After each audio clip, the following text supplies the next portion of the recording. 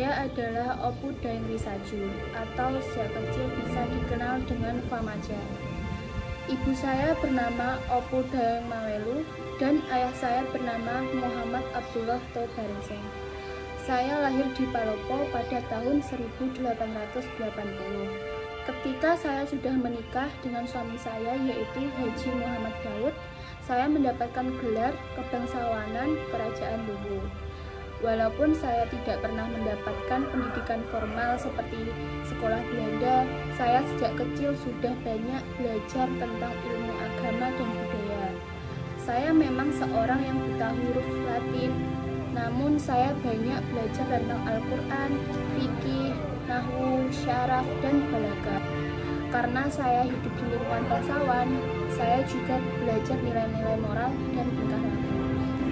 Saya memulai karir organisasi politik dengan menjadi anggota Partai Sarekat Islam Indonesia atau dengan disebut PSII cabang Parepare pada tahun 1927. Dari keaktifan saya sebagai anggota, saya pun terpilih sebagai Ketua PSII Wilayah Tanah Luwu, daerah Palopo pada tanggal 14 Januari 1930. Dalam masa kepemimpinan saya di PSII, saya berjuang dengan agama sebagai landasannya. Karena perjuangan saya mendapat simpati dan dukungan yang besar dari rakyat. Karena dukungan dari rakyat yang sangat besar, pihak Belanda mulai menahan saya agar tidak melanjutkan perjuangan saya di PSII.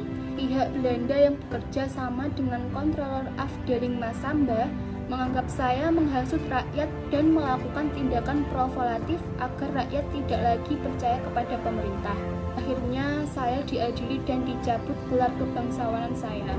Tidak hanya itu, tekanan juga diberikan kepada suami saya dan pihak keluarga saya agar menghentikan kegiatannya di PSII. Setelah berbagai ancaman dari pihak Belanda untuk saya agar menghentikan kegiatan di PSII, saya akhirnya dipenjara selama 14 bulan pada tahun 1934. Setelah saya keluar dari penjara selama 14 bulan, saya kembali aktif pada masa revolusi.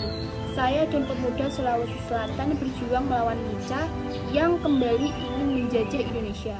Karena keberanian saya dalam melawan Nica, saya menjadi buronan nomor 1 selama Nica di Sulawesi Selatan.